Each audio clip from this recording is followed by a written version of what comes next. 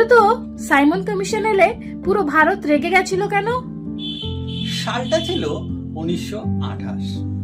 British সরকার ভারতের ভবিষ্যৎ ঠিক করতে পাঠালো সাইমন কমিশন।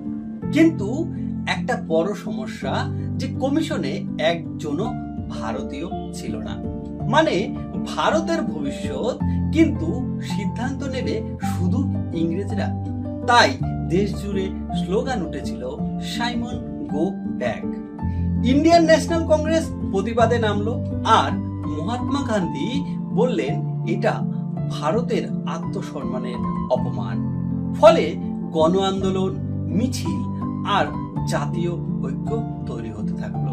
এজন্যই যে সাইমন কমিশনের বিরোধিতা শুধু রাজনীতি নয়, এটা ছিল সম্মানের লড়াই। এরকম ভিডিও পেতে আমাদের চ্যানেলটি সাবস্ক্রাইব করুন, সঙ্গে থাকুন। ধন্যবাদ।